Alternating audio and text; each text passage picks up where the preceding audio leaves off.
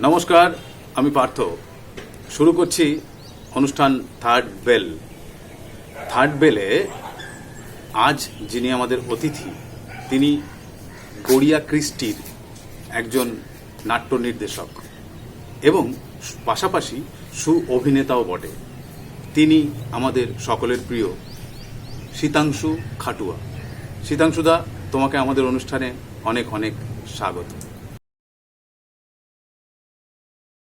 শীতাংশুদা, আমরা গত এক বছর ধরে একটা খারাপ সময়ের মধ্যে দিয়ে যাচ্ছি। একটা সামান্য একটা ভাইরাস আমাদের গোটা পৃথিবীকে স্তব্ধ করে দিয়েছে। আমরা সবাই গৃহবন্দী হয়েছি। তো এই যে ফেলে আসা একটা সময়, বা এখনো তুমি যে চলছো, এই সময়ের মধ্যে দিয়ে আমরা যাচ্ছি, সেখানে দাঁড়িয়ে তুমি কেমন আছো? অবশ্যই গত এক বছর যে একটা গুমোট পরিবেশ তৈরি হয়েছিল, সেখান থেকে আমরা ফিরতে পেরেছি। এটা একটা বিরাট একটা অক্সিজেন দিচ্ছে আমাদের প্রতি মুহূর্তেই।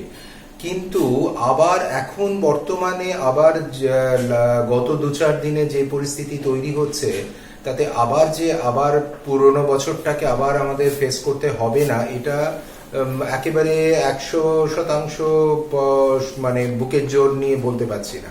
তো হয়তো আবার ওটা আমাদের ফেস করতে হতে পারে।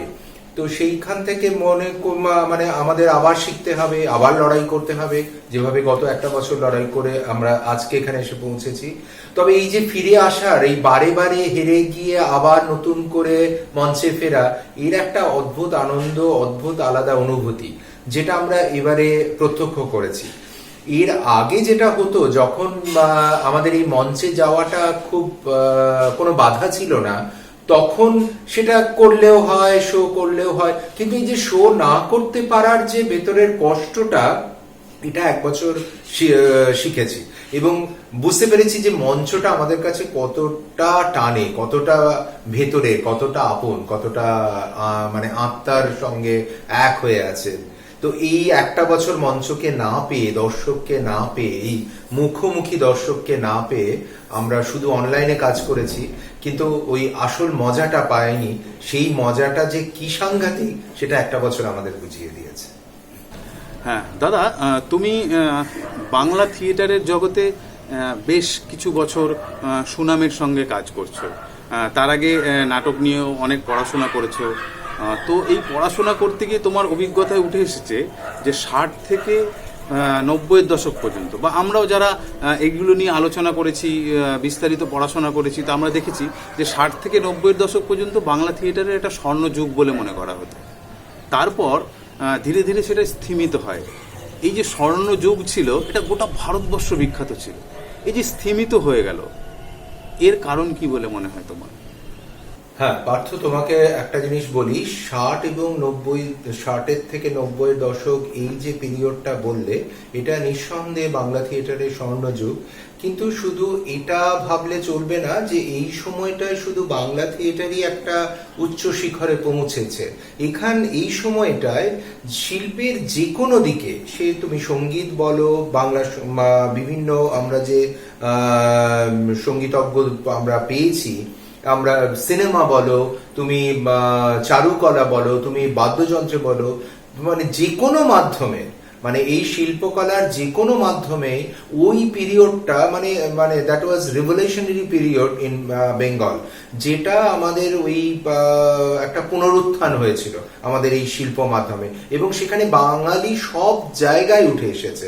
সেটা কি ছবি আঁকা, কি গান বাজনা, কি নাটক, কিংবা সিনেমা, সমস্ত ফিল্ডেই শ্রেষ্ঠ বাঙালিরা উঠে এসেছে ঠিক ওই পিরিয়ডটায়। তারপর কিন্তু আস্তে আস্তে এই যে অবক্ষয়, সেই অবক্ষয় শুধু থিয়েটারে না, আমরা আর কি সত্যজিৎ রায়কে পাচ্ছি, আমরা কি আর মৃণাল সেনকে পাচ্ছি, আমরা কি আর হেমন্ত মুখোপাধ্যায় পাচ্ছি, আমরা কি আর সন্ধ্যা মুখোপাধ্যায় পাচ্ছি না।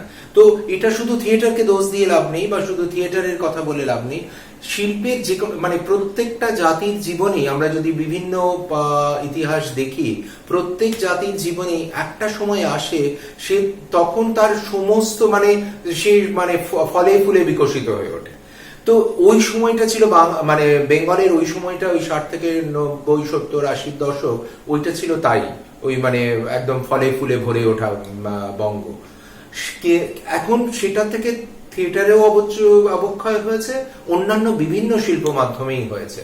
তো সেখান থেকে আবার ঘুরে দাঁড়ানোর আমাদের চেষ্টা, কিন্তু এটা শুধু থিয়েটারে হয়নি, এটা আমার বক্তব্য, এটা শিল্পক্ষেত্রে সর্ব মাধ্যমেই হয়েছে। তো থিয়েটারও তো তার একটা অঙ্গ।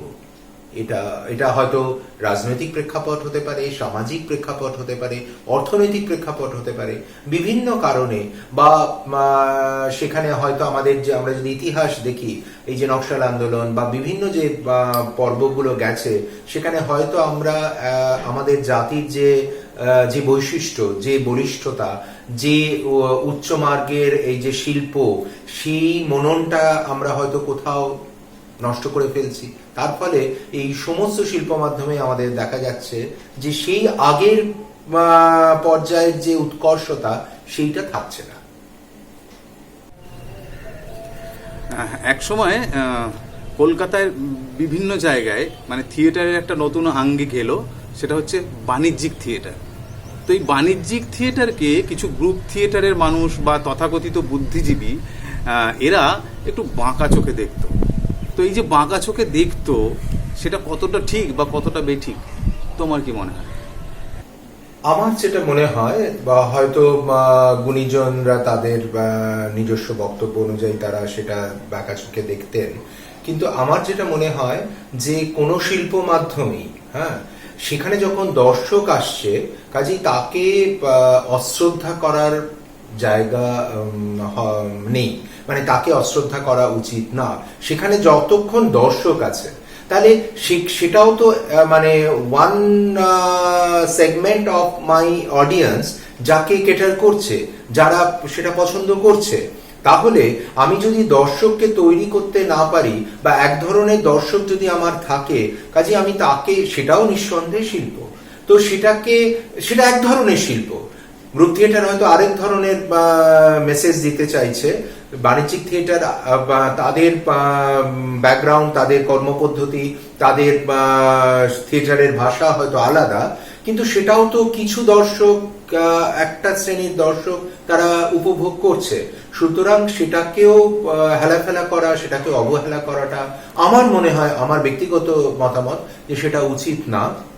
বরং তার সঙ্গে সঙ্গে আমরা যদি দর্শককে আরো বেশি শিক্ষিত করে তুলতে পারি, দর্শককে ওই জায়গায় পৌঁছে দিতে পারি, তাহলে একটা সময় এটা চলচ্চিত্র জগতেও ছিল যে আর্ট ফিল্ম বা সো কল্ড, তো সেটা একটা শ্রেণীর দর্শকই দেখতো। কিন্তু তারপর ঋতুপর্ণ এসে আমাদের ওই ধারাটা কিন্তু অনেকটা বদলে গেল। তখন কিন্তু ঋতুপর্ণর সিনেমা শুধু শিক্ষিত মানুষেরা দেখতো না, সবাই দেখতো। তো সেই জিনিসটাই আমার মনে হয় সেটা অনেক বেশি গ্রহণযোগ্য, রাদার বাণিজ্যিক থিয়েটারকে তুচ্ছতাচ্ছিল্য করার থেকে। আমার দর্শককে আমি তৈরি করি। শীতাংশুদা, এবারে তোমার কাছে আমার যেটা প্রশ্ন, সেটা হচ্ছে তুমি প্রসেনিয়াম থিয়েটার নিয়ে বিভিন্ন সময় বিভিন্ন রকমভাবে কাজ করেছো, বিভিন্ন নাটক উপস্থাপন করেছো আমাদের সামনে, পাশাপাশি থার্ড থিয়েটার। আচ্ছা, তোমার কি মনে হয় যে থার্ড থিয়েটার বা এই থার্ড থিয়েটার কনসেপ্ট, এটা কি প্রসেনিয়াম থিয়েটারের বিকল্প হতে পারে? দেখো পার্থ, বিভিন্ন শুধু থিয়েটারে না, বিভিন্ন জায়গায় মানে বিভিন্ন কোনো কিছু পরিবেশনের বিভিন্ন মাধ্যম আছে। তো পথনাটিকা, স্ট্রিট ড্রামা, সেটা একটা শিল্প মাধ্যম, সেটা একটা থিয়েটারের আঙ্গিক। প্রসেনিয়াম থিয়েটার, সেটাও আরেক ধরনের থিয়েটারের আঙ্গিক। এবার কিছু থিয়েটারের আমি কিছু, যেমন আমি যে ধরনের থিয়েটারগুলো করি, যেটা এই সাহিত্য নির্ভর, উপন্যাস বেসড, যেখানে আমি তুঙ্গভদ্রা তীরে করেছি শরদিন্দু বন্দ্যোপাধ্যায়ের কালপুরুষ, সমরেশ মজুমদারের, এখন করছি বুদ্ধদেব গুহর মাধুকরী, যেটা 650 পাতার একটা উপন্যাস, তাকে আমি মঞ্চে 2.5 ঘন্টার নাটকে উপস্থাপিত করছি, যেখানে মধ্যপ্রদেশের জঙ্গল থেকে আরম্ভ করে পাহাড়, পর্বত, এই সমস্ত কিছু আমাকে দেখাতে হচ্ছে। সেখানে শুয়োর মারা হচ্ছে, হরিণ চড়ে বেড়াচ্ছে, এইগুলো আমাকে মঞ্চে দেখাতে হচ্ছে। সেটা আমি যদি ওই পথনাটিকার ফর্মে করি, সেটা কিন্তু না আমি ওটা পরিবেশন করতে পারবো, না দর্শকের ভালো লাগবে। সেখানে হয়তো আমার প্রসেনিয়ামটাই প্রয়োজন। আর আবার আমি নিজে করেছি ওয়ার এগেনস্ট ওয়ার, যুদ্ধের বিরুদ্ধে যুদ্ধ, যে সময় পাকিস্তানে একটা স্কুলে বোমা পড়ে, সেইটার উপর বেস করে আমি একটা স্ক্রিপ্ট তৈরি করি, যুদ্ধের বিরুদ্ধে যুদ্ধ। তো সেটা আমি পথনাটিকা ফর্মে করেছি, আমার স্টুডেন্টদের দিয়েও করিয়েছি। বিভিন্ন জায়গায় সেটা করা, ইভেন এখানের এই পরিবেশের মধ্যেও সেটা করা যেতে পারে, ইন্টিমেট স্পেসেও সেটা করা যেতে পারে। তো সেটা আবার প্রসিনিয়ামে করা যাবে না, সেখানে আমাকে একদম দর্শকের সঙ্গে চোখে চোখ লাগিয়ে কথা বলতে হবে। আবার আমি যখন মাধুকরী করছি, তখন মাধুকরীতে আমাকে দর্শকের থেকে ওই একটা আলো আধারির দূরত্ব রাখতে হবে, না হলে আমি ওই যে জঙ্গলে শুয়োর মারা যাচ্ছে, শুয়োরকে শিকার করা হচ্ছে, সেই ম্যাজিকটা আনতে পারবো না এই পথনাটিকার ফর্মে। তো প্রত্যেকটা আঙ্গিকে, প্রতিটি আঙ্গিকের তার নিজস্ব ভাষা আছে, নিজস্ব সিস্টেম, নিজস্ব ল্যাঙ্গুয়েজ, নিজস্ব পদ্ধতি আছে, এবং এক একটা যেটা আমি বলতে চাই, যেটা আমি দর্শকের কাছে যে মেসেজটা পৌঁছতে চাই, তার জন্য কোনো সময় আমাকে প্রসেনিয়াম বেছে নিতে হবে, কোনো সময় আমাকে পথনাটিকা বেছে নিতে হবে। এবার একজন আরেকজনের আমার মনে হয় না বিকল্প হতে পারে, বরং একজন আরেকজনের পরিপূরক হবে, কারণ আমরা দুটোকেই সমানভাবে নেব, কারণ দুটোরই প্রয়োজনীয়তা আছে। গ্রুপ থিয়েটার আন্দোলন, এই যে শব্দটা আন্দোলন, গ্রুপ থিয়েটার, একটা সময় এটা বাংলা থিয়েটারে একটা বিপ্লব নিয়ে এসছে। তো এই গ্রুপ থিয়েটার কি এখনো প্রাসঙ্গিক, বা গ্রুপ থিয়েটার আন্দোলন কি এখনো প্রাসঙ্গিক? এটা উত্তরটা দেওয়া একটুখানি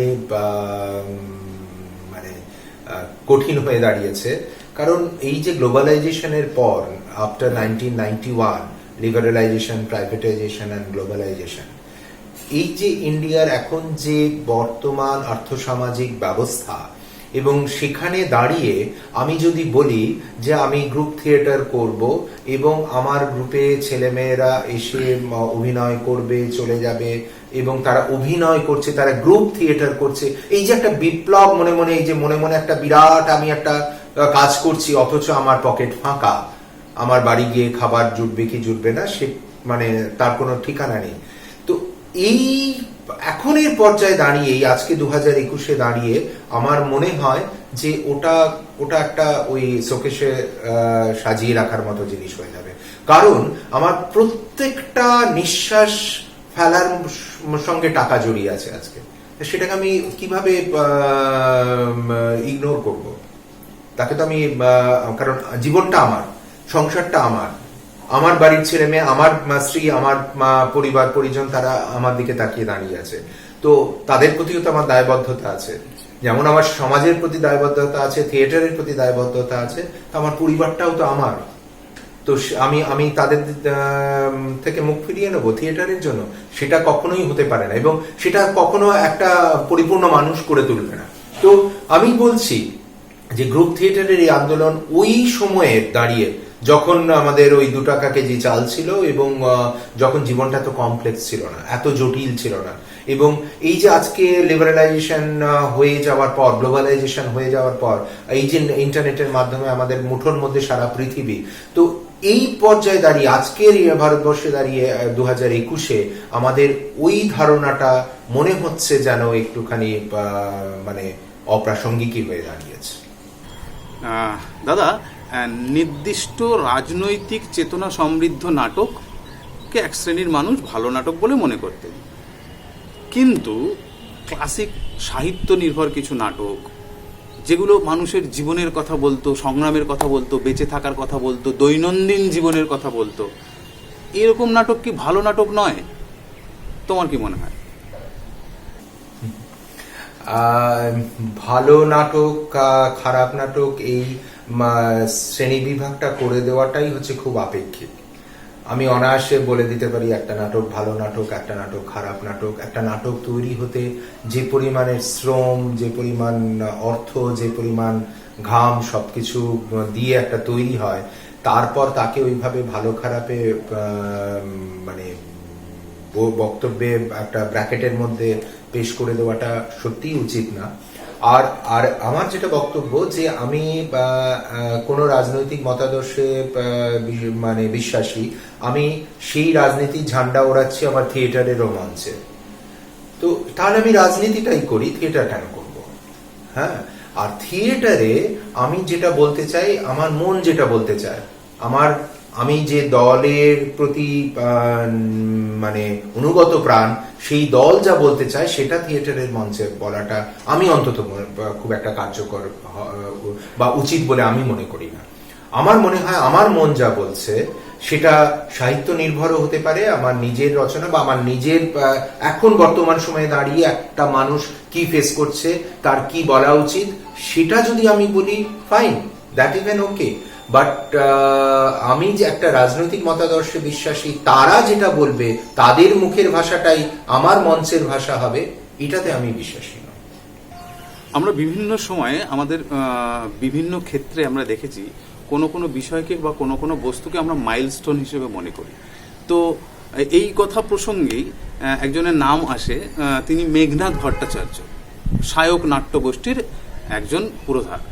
তো মেঘনাদ ভট্টাচার্যের দায়বদ্ধ যখন প্রথম মঞ্চস্থ হলো, মানুষ এটা খুব সাধারণ একটা নাটক বলে মনে করেছিলেন, কিন্তু ধীরে ধীরে দর্শকের বিচারে বা বিভিন্ন সমালোচকদের কাছে সেটা একটা মাইলস্টোনে রূপান্তরিত হয়েছিল।